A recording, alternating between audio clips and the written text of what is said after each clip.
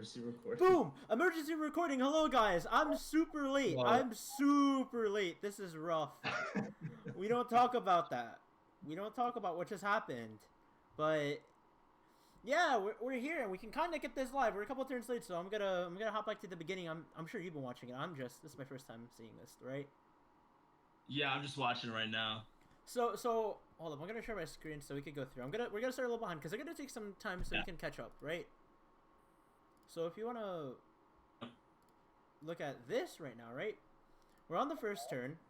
One of the first things we could see is like the initial team comp, right?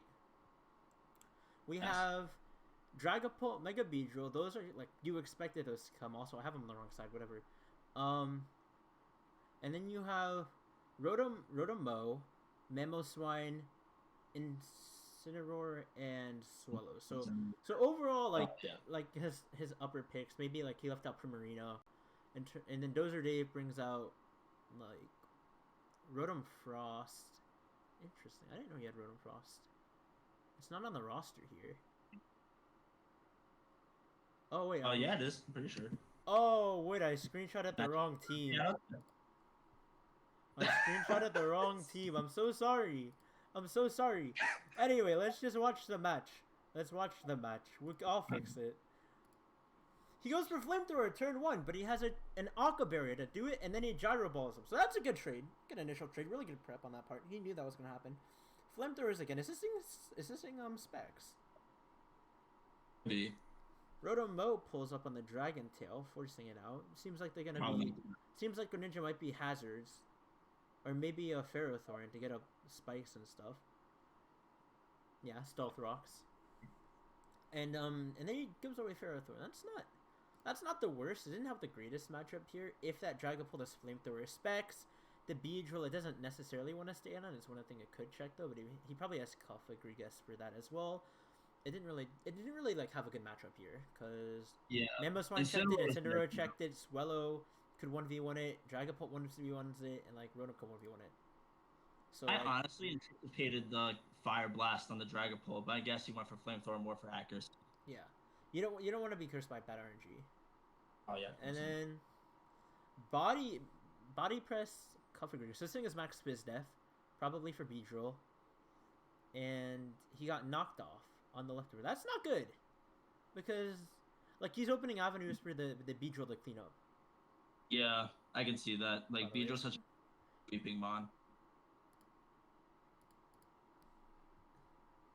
Yeah, and then we keep going, right? And then Dragon Tail happens. Oh my god, this is a mess. Defog happens. I don't know why they're defogging. Maybe he predicted rocks on the Goodra. I don't understand. Could be. Brave Bird nukes it really hard. That makes sense. This thing is like a pretty offensive team. Dragon Tail kills. So Goodra putting in a lot of work here. And then where Mega Beedrill comes in, now that the Goodra is dead, not the Ferrothorn is dead, Cofagrigus is chipped so he can come in. Right? It turns out Mummy doesn't have Mummy, I don't know if it's permanently Mummy. And then the Dragapult comes in now. And it's Spec Shadow Ball. So now they're in a bad position. Now that Greninja has to come in. The Greninja doesn't have to be, but this are in and out. Dark Pulse comes out, which kills the Rotom, which is good. That. Yep. Mega Beedrill comes back in. Rotom-Frost comes in now on the U-turn. On the U-turn. And then Gardevior comes in. Traces to Thick Fat. This is just like standard gameplay, you know? Like letting... Okay, now we're caught up. Okay, let me fix some stuff. Oh, great. Honestly, like that whole thing, right? It was just kind of like standard. I think... Yeah, the Ferrothorn had a bad matchup. Letting the Cofagrigus get chipped there was really bad because it was your main Beedrill counter. And now, like, look. Greninja doesn't want to take a U-turn. Gardevior doesn't want to take a U-turn. Rotom-Frost is too chipped to take another one. If anything dies, like... If it... Like, you can literally just sack it off. Like, you know the Greninja's not, like, scarfed, right? I don't think it's scarfed because if not, he would have kept it in on the Dragapult. That's the issue I'm thinking about with Greninja. Like, is it scarfed? Because then it can outspeed Beedrill, and then it doesn't matter. Yeah, but now the Beedrill comes in and U-turns again. Oh, for sure. Unless this thing is do you think Mega Gardevoir can actually live this? I mean, we'll see. Yeah, it does have adaptability, and it's super effective to bug, I think, so. I'm anticipating U-turn here, because why not? I don't see why not. Yeah.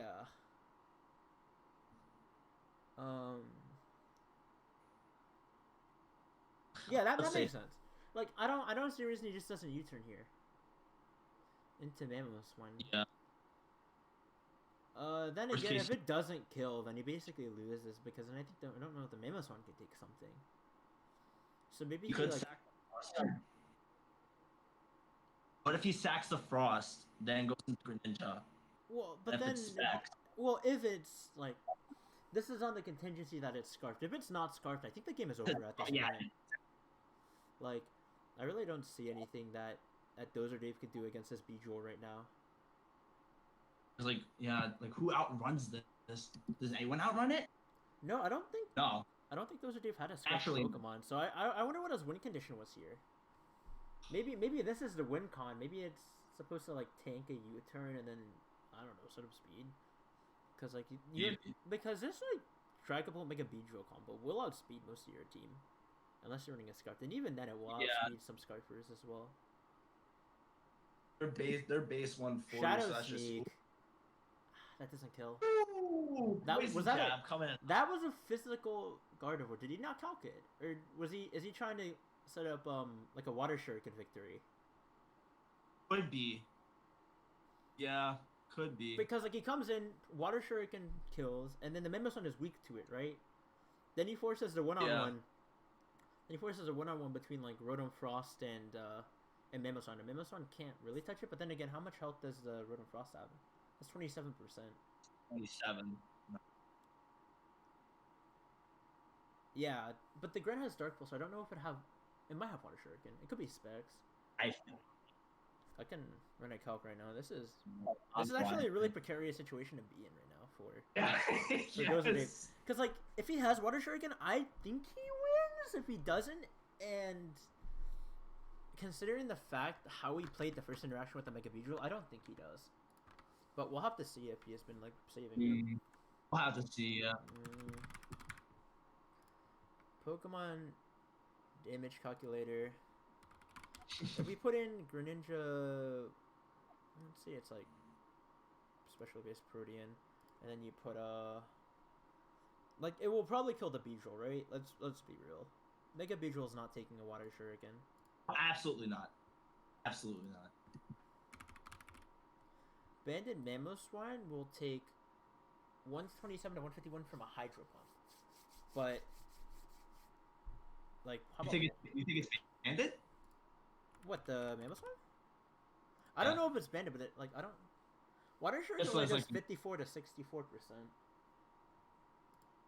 Oh. So, I mean, is Rotom-Frost faster than Mamoswine? Well, base-wise, Rotom-Frost is 86. Mamoswine's 80. If he's, I assume he would speed creep the Mamoswine, though, right? Like, that would make sense. And then, because it's pretty similar, and you can, like, do that without getting too punished.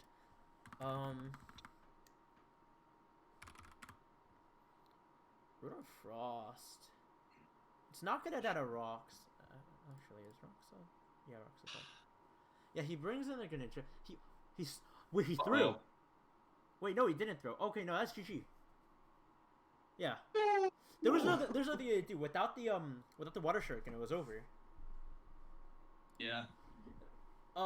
Yeah, like, honestly, really, really clean stuff without having the Cofagrigus. The Beedrill went off. Like, it just, like, chipped everything, and then, like, letting the Rotom-Frost, which is your only other switch, and come in on that is bad.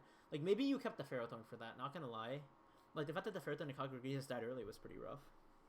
Yeah, I think the Ferrothorn dying early, I feel like didn't help his cause because like its carbs would have like chipped the Beedrill a little bit with U-turn. Rocky Helmet? What was Rocky Helmet? Oh, I had Akaberry. Never mind. No, it was Akaberry for the flamethrower because he knew that they probably knew that he was gonna lead. Yeah. Ferrothorn or Dragapult. Yeah, you're right. Yeah. Yeah, so that's the game. Like it was a pretty quick game. There was not a lot of like double switches happening. It was more so because the team is inherently like pretty offensive, right? Yeah, he's got like heavy hitters and Dragapult and Beedrill, but like on the opposite side, he's also got Greninja. So really, like both sides have like amazing options. Like it makes sense why he would win 1-0. Yeah, It was just that close. yeah, it was super close. It was like the fact that this Ferrothorn was the only like one of the big things stopping the Beedrill, right? Absolutely. I assume he had like physically defensive Ferrothorn, especially defensive Goodra. And yeah, those were probably like the biggies on like how to defensively check the team. The Goodra gets chipped down. The Ferrothorn gets insta nuked, kind of. Maybe he wasn't expecting specs. He was expecting like kind of like handle. Interesting. Hold up.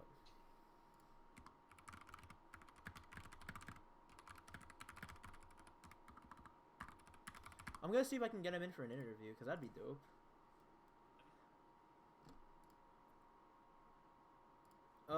But like I'm just like kind of re-going over everything because I kind of missed a bit of it.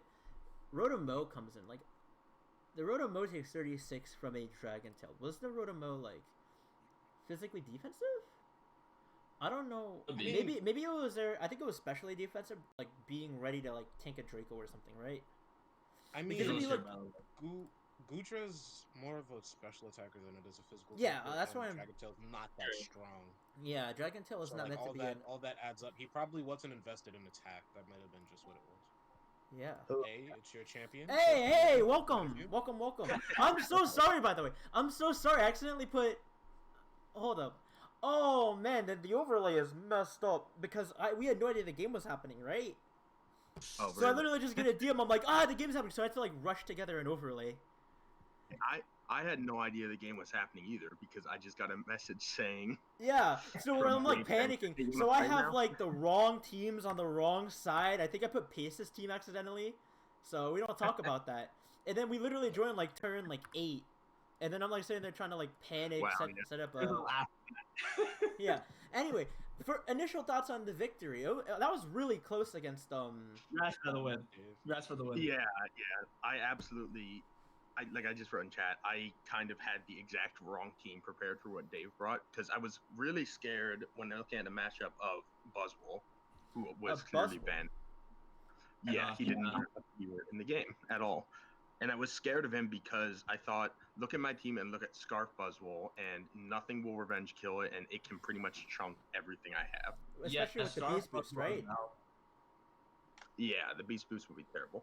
The only thing that I thought would be like fine is Dragapult can be a resistance against Scarf sets, but even then, if he uses Ice Punch and predicts right, then I locked him on for nothing.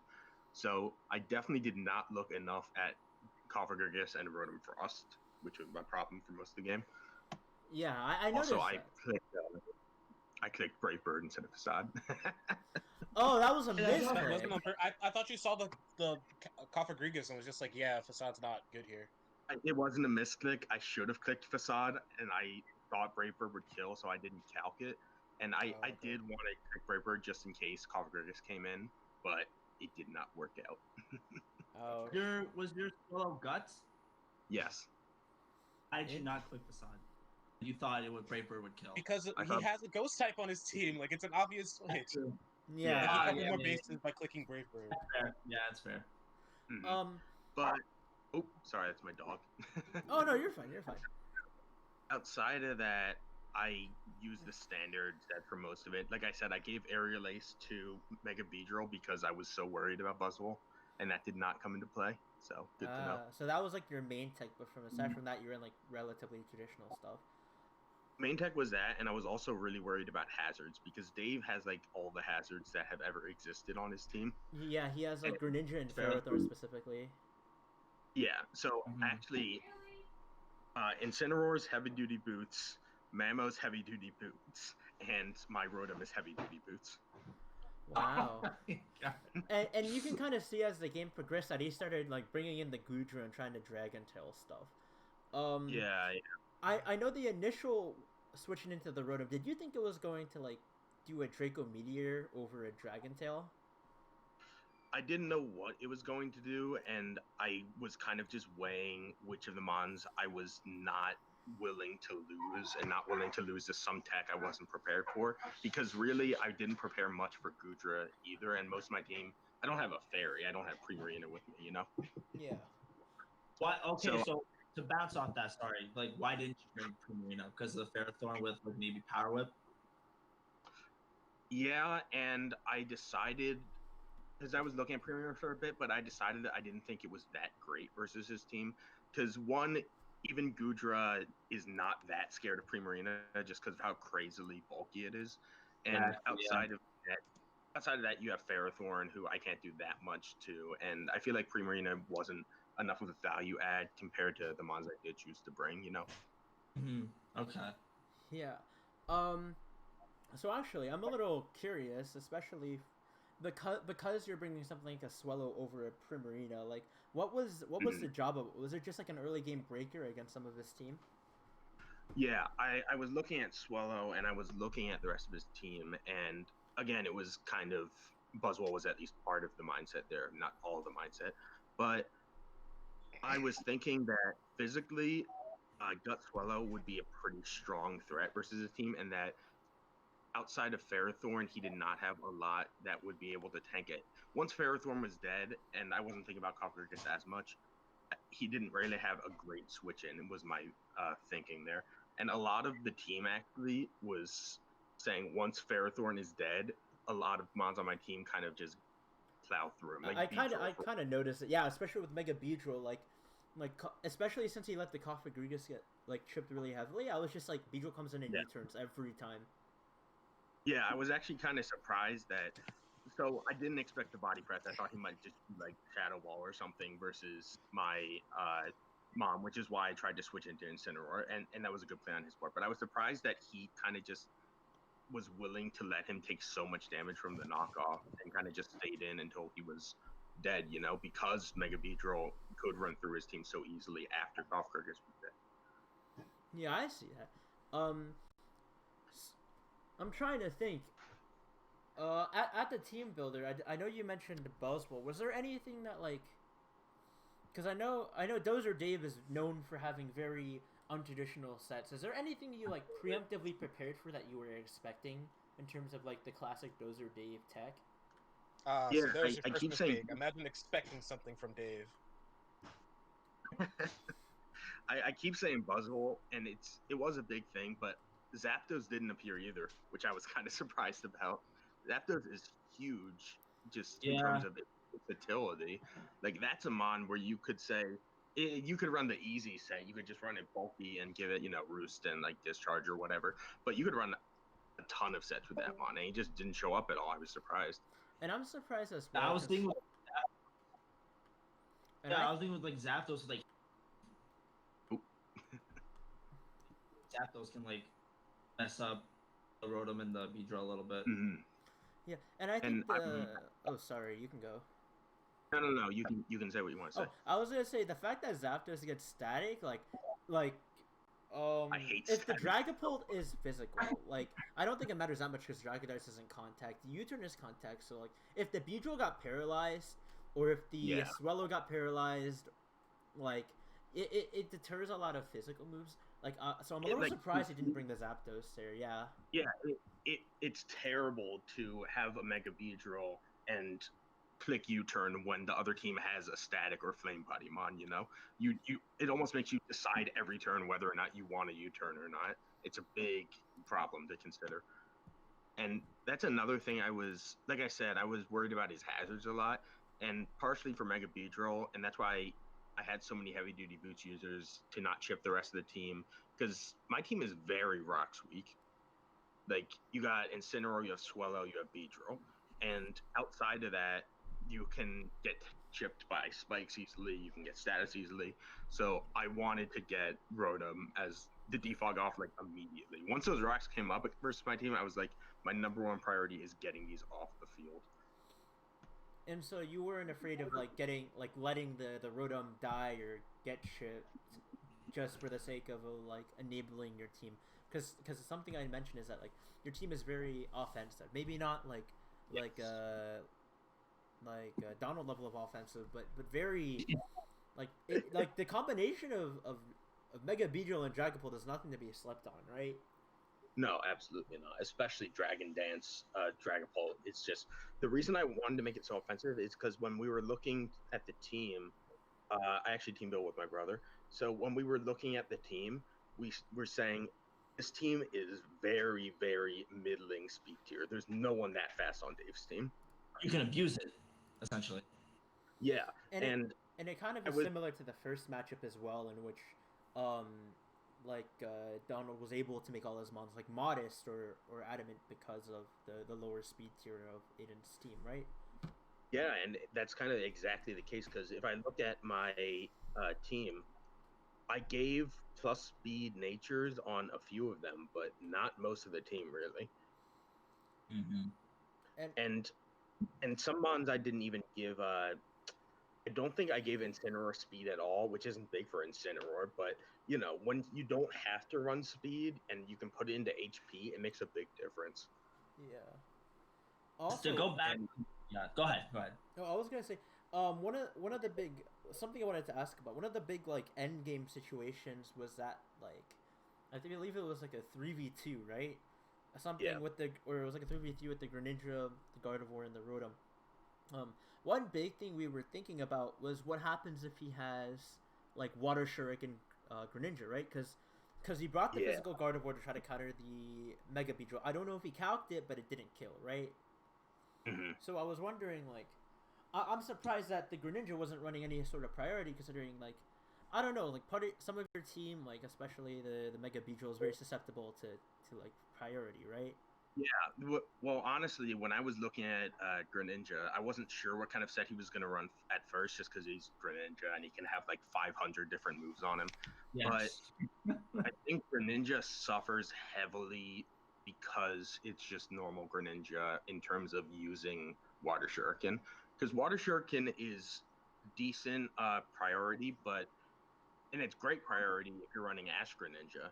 But outside of that damage boost and that guaranteed 3 hits, then you have a very decent chance of just getting a 30 base power water move off when you're running that. So maybe I was kind of hoping that he would run more, and he ran Surf, so I assume he was running Hydro Pump along with that, just, you know, for the missing and all of that. And I knew he would run Dark Pulse. I knew he would run some major water stab. He'd probably run Ice Beam or something. And I just hoped that his last move would be Water Shuriken. And honestly, I can't fault him for not bringing Water Shuriken, just like I said, because it's a very unreliable priority on normal Greninja. That's understandable. I was actually more concerned over a possible physical Greninja, you know? Yeah.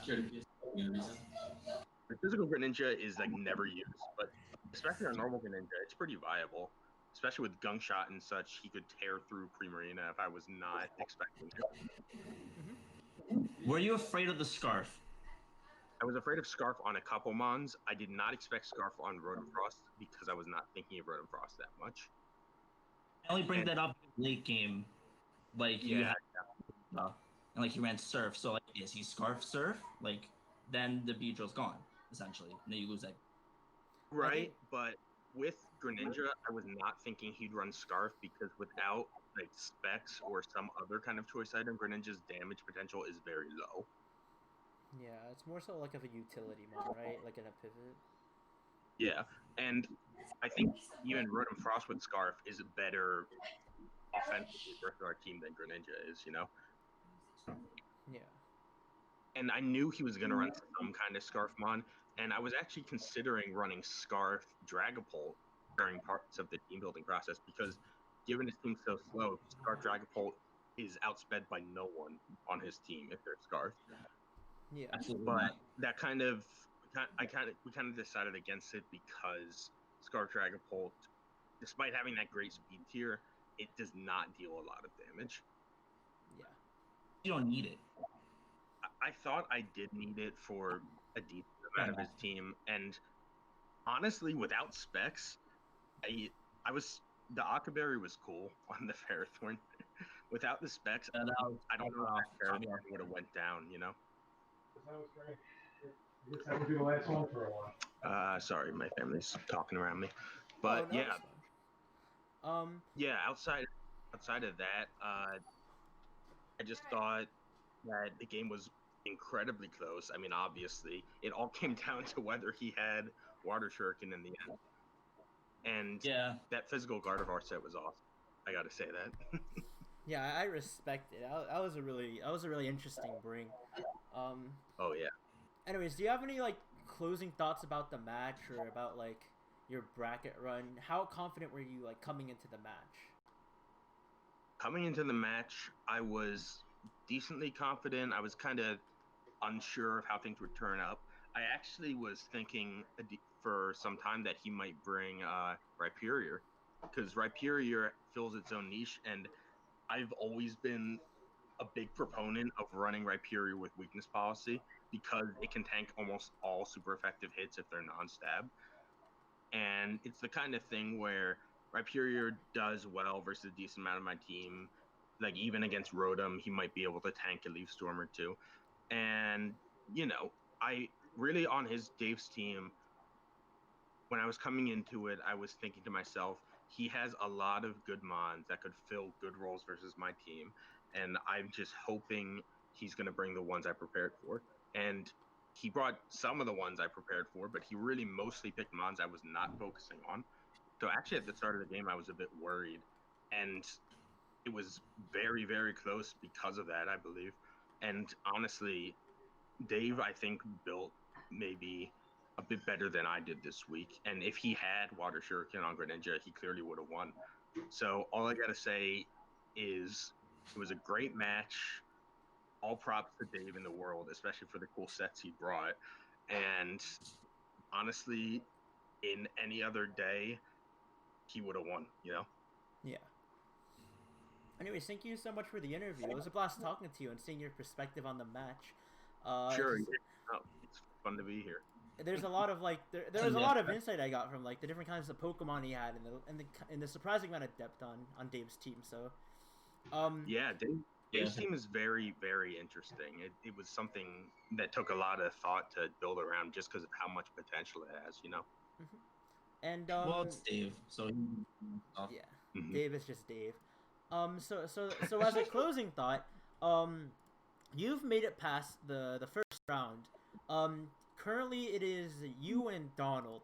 Are there any teams in the playoffs that you are particularly confident or particularly worried to face off against?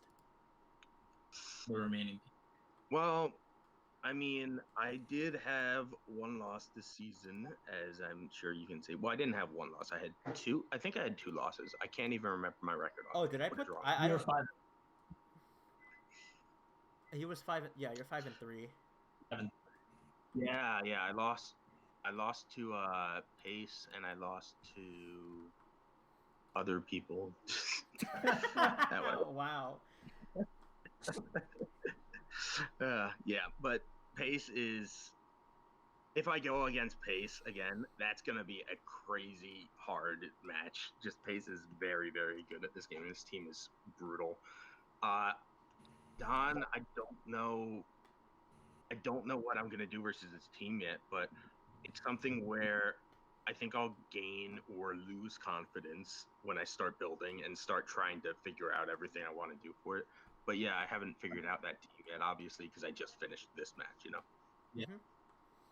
So you're particularly scared of Pace, and also knowing that Don is in the next round, you're kind of wrapping your head around how to handle this team, because this team is very non-traditional. Yeah. And also another thing, after his last or showing against Aiden, is there anything like that you're personally taking to note that you would be able to talk about, like, of his team and like prepping for him? Well, when it comes to his team and prepping for him, a lot of the well, I mean, obviously with all teams, it comes down to what you think they're going to bring. And one thing that is true with Don is that I think a lot of his teams have very similar elements to them. And having electric terrain and Alolan Raichu together and Hawlucha makes that always a big thing in your mind, thinking, because if you think he's going to run the electric terrain strategy, you know he's bringing 3 Mons guaranteed, which is a big thing to think about when you're just building for that one kind of strategy. And I'm expecting Cloyster because Cloyster is a great value pick at 9 points. And also, I'm expecting... you got the big Mons on this team, you know, Mew, Hawlucha, Alakazam, Dragonite, which are really important, and I haven't looked at how they all specifically match up versus my team, but you just generally think if Don has certain strategies that will be very well matched up versus my team, and that's what you prepare for first, at least in my opinion. And I also wanted to preface that question with the premise that he brought Psychic Terrain Mew with Expanding Force Alakazam last week. So lots of like interesting little strategies. Is there something you have like planned that would to be like a blanket solution to the little like modulations that he can do with his team? So when I played my last match versus Don, it was kind of a meme match, just because I was already in the playoffs. And one thing I genuinely considering because of that match is Steel Roller, because I have a Bronzong, and I can use break with that. Yeah, and I actually, like I said, the last match was mostly a meme match, but I got it off on his team last match, and it's something no one ever expects. Like, to begin with, if he's running an Expanding Force team, even without Steel Roller, Bronzong is just perfect for that, because Bronzong takes nothing from Psychic. And outside of that, I mean, there's those specific kind of moves. You also have the fact that if he's using Hawlucha, because if he's running a terrain team, I'd find it hard to believe he's not running Hawlucha.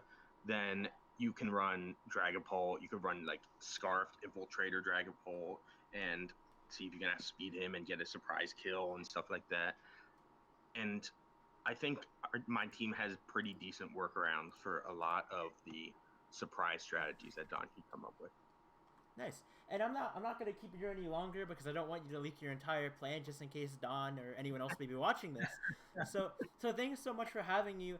Hopefully next time I don't have the entire overlay wrong, because right now we currently have the wrong rosters on the wrong team, and one of the teams has a completely wrong like screenshot of the Pokemon, and also the wrong differential. So I was like panicking I was panicking like. I literally get a message saying like, "Oh, the match already started," and I'm like, I literally like hop in here like panicking. Yeah. But anyway, I'll definitely try to plan the match out a bit further to give you some time for this next time. All right, thanks. I think that what is the next match again? I believe it's. Is there another match tonight?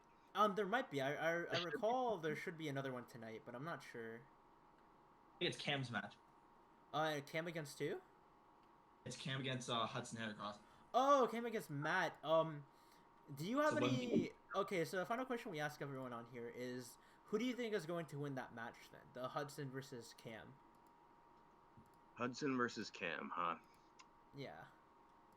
Well, I think Cam's gonna win. Cam's just been such a great team all year, and he's played phenomenally. I think if he gives it the same level of, detail and thought that he's done all matches this year, I think Cam's gonna win. He is the undefeated in this season for a reason, right? Yeah. Even though it's low key RNG, supposedly like he has been the hacks god of the season, like the hacks tyrant with like the biggest plot armor. Hacks is a skill. Maybe. We'll have to see about that one in the later stages of the playoffs, huh? Yeah, and speaking of hacks being a skill, that good Dragon Tail miss, lovely skill there. Yeah, it meant absolutely nothing because I did not have my option after that missed Rotom was to use Leaf Storm or Volt Switch. So I just clicked Defog because I didn't want to switch to anyone else with that Dragon Tail. Yeah. We were wondering what happened with that random Defog with no hazards up. Yeah, I used Toxic on him already, and I was like, should I use Volt Switch and let another Mon take this move, or Leaf Storm and have it do nothing? Yeah, that makes sense. That makes sense. Anyways, But hey, I was wrong. He was gooey. yeah. Anyways, I'm gonna wrap it up there. Thank you so much for coming on for a post-match interview. Good luck on your next match, whoever that is, because we still don't have like anything planned right now, in terms of the next round. And I hope that whoever's watching this will be able to tune into the next matches, because that's gonna be a doozy. See if Cam could undefeat and hacks his way up to the top, or if the Hudson Heracross are gonna put a stop into his unstoppable sprint. EC2 versus. Will there be enough counter hacks? Who knows? We'll have to find out. Why not? All right, thanks guys. Have a good rest of the night. Have a great You night. too.